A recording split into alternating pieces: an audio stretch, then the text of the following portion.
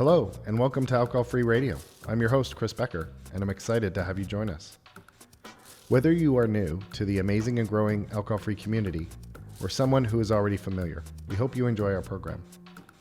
This is where you can hear from some people making a real difference, whether as brewers and creators of amazing beverages, influencers in the community, retailers, authors, storytellers, and more. You'll be hearing from some amazing people, and hopefully learn some new things about the growing world of alcohol-free. We will be using a few segment formats and hosts as we aim to break it down and bring it all together. Our goal is simple: to build awareness about this great community and help make alcohol-free fun, easy, and tasting great. So here we go. Enjoy.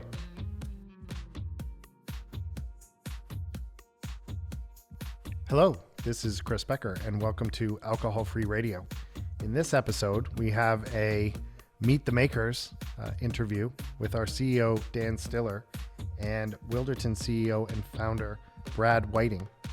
Wilderton is an experience-based, maker of spirit alternatives and brings that experience-based approach to their products. So we're excited and I'm excited to hear more about their process and the conversation that Dan had. We're definitely seeing a lot of innovation in this space in general, but the spirit alternatives and kind of gin and botanical sector as well. So we hope you enjoy. Take care.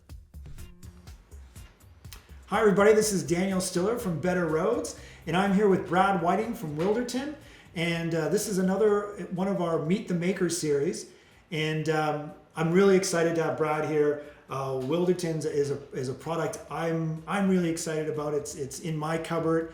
And one of the things that really inspires me about the Wilderton product is that it is a product that stands on its own. It's not trying to be anything else. It speaks to the innovation that we're seeing in this space. And one of the things that we've recently seen is, this trend and drive within the entire industry of creating new and better products, and I think that's a really exciting thing. And really happy to have Brad here. Brad, welcome to the show. Hey, thanks a lot, Daniel. Super excited to be here. Tell you a little bit about Wilderton and how we came to be and what we're trying to do here. Yeah, I'd love to hear it. And Brad and I were talking earlier, and one of the things I was saying is I come out of the electric vehicle industry, and I knew that innovation within the electric vehicle industry wasn't going to come from Ford. It wasn't going to come from General Motors. I wasn't sure where it was going to come from, but I knew it wasn't going to come from within the industry. And I think what we saw was Tesla, completely outside of the industry, went against every single industry norm, but really redefined what an electric vehicle could be. And they just created a great vehicle that happened to be electric. And I think we see a lot of that with Wilderton as well. You just created an amazing taste profile, an amazing beverage that just happens to be alcohol free. So I'd love to hear your experience, or if you could tell everyone about your experience in that innovation, on how you came from an idea, how it was kind of rejected, and then eventually created Wilderton. Yeah, for sure. I'd kind of see it as a hybrid path. No pun intended to your electric vehicle analogy there. But I was in the traditional distilled spirits world for about 15 years. And through that time, had the opportunity to visit distilleries around the world, big ones, small ones, and really fell in love with the art, the science, and the mystique of distilling.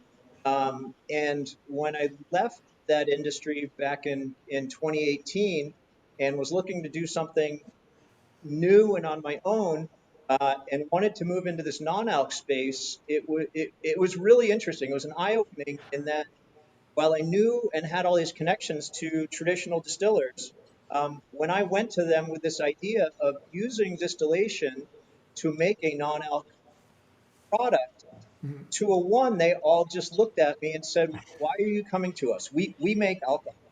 Yeah. And I said, "No, you use distillation and your experience with distillation and your experience with botanical, your experience with ingredients to make a beautiful product." And they just couldn't disconnect the alcohol part from the craft of distillation. And so, um, as the world often works out, I ended up finding the perfect partner right in my backyard here in Portland, Oregon, um, at a facility and with a gentleman who had come out of the tea making world, out of the kombucha world, and out of some esoteric botanical spirits.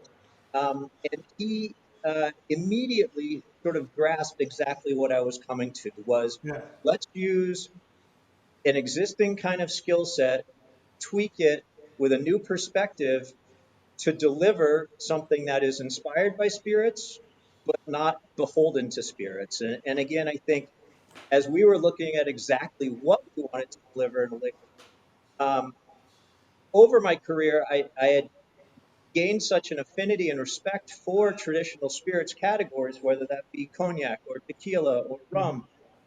Those spirits and those categories evolved over centuries to be what they are Yeah. for why they are made the way they're made. Mm-hmm. So for us, we thought it would frankly do a little disrespect to those categories to try to emulate them. We rather wanted to say, let's look at the botanical library out there.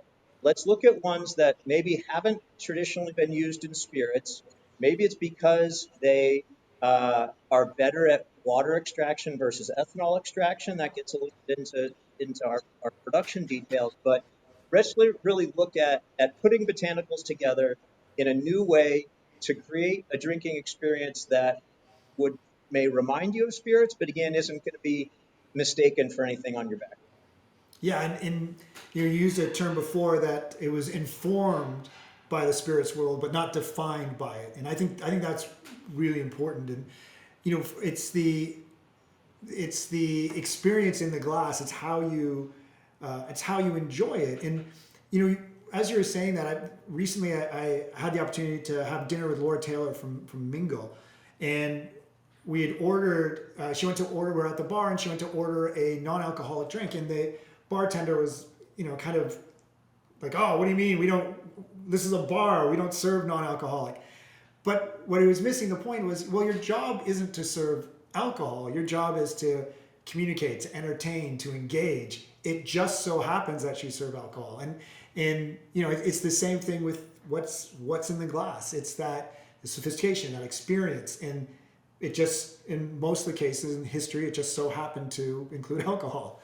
Yeah, and to your point, I think that whether you're a bar professional or you're at home and you're having friends over, it's about hospitality and it's about providing an experience in a glass to anybody who walks through your front door that's going to exceed their expectations, whether they happen to like alcohol or not. And frankly, to not have elevated non-alcoholic opportunities is just a disservice to a portion of your clientele or your friends, depending what your perspective No, is. absolutely. I think that's such an important thing that it's really, it's about community as well. Like how do we engage everyone in the community? How do we make everyone feel welcome? And I think about this from my own friend group. I know lots of people who I'm either before I'd either be serving Diet Coke or ginger ale to, or worse, they just didn't come. Right? They Mm. just because it was too much of a hassle to explain or too much. They didn't want to answer questions, but now, if I can engage them with a sophisticated product that suits everybody, I think it's amazing. And when you were talking about expectations, I find it, and we've had this conversation before, but fascinating around the decision not to treat earthen, because I experience earthen and I compare it, if anything, to a whiskey. Why you decided not to make it a brown liquid as most people would associate with the whiskey. Well, I mean, for us, to your point, when we started out, it was less about mimicking or emulating an existing category Mm-hmm. and more about looking at different botanical combinations we could bring together to create really complex layered experiences. And where we started out with the first two expressions is luster is very bright and citrusy and feels kind of like summer in a glass. Mm-hmm. Earthen, to your point, is smoky and spicy and sort of deep and sultry. And again, I think consumers need some reference point. So Earthen feels more like a whiskey. Luster might feel more like a gin, even if the exact flavor components in there don't directly correlate to those categories. Um, and I guess to your specific question about Earthen, we very intentionally, everything that goes in there as an ingredient is for the reason of what it tastes and smells like. We really didn't see there was a point in us, frankly, coloring a product to make it feel like something else when that wasn't our goal at the Yeah. outset. No, I love that. If it doesn't serve a purpose, then why should it be there? Indeed. That's, and we've spent a little time talking about earthen, but I think luster and the way you describe it and when you taste it, there is definitely a brightness to it. A refreshing aspect to it, and I totally imagine it on a summer day, kind of outside, and I'm looking forward to sunnier days, even though Aren't we all? I'm in Aren't we Scottsdale, all? it's not that bad. But yeah, it's what is it, the second day of spring now? So now you mentioned our first two expressions. That's pretty intriguing. Well, if you're leading into what's coming next, so our distiller, Seth O'Malley, is the gentleman who I worked with to put all this together. He's our distiller on staff. I think we're one of the very few non-alc spirits that actually have a distiller making our own product. Wow. Um, frankly, right now in our early days, we just launched in November.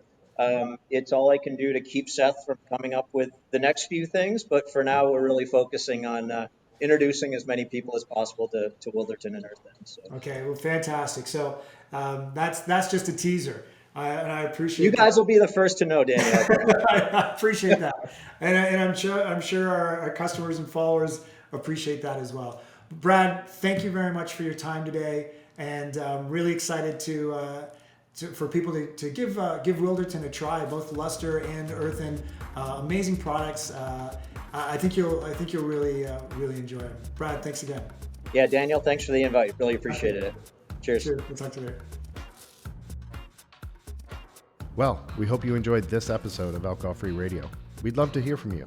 Send us a message on social media or through email at hello@betterroads.com. Great to be here with you all together. Take care.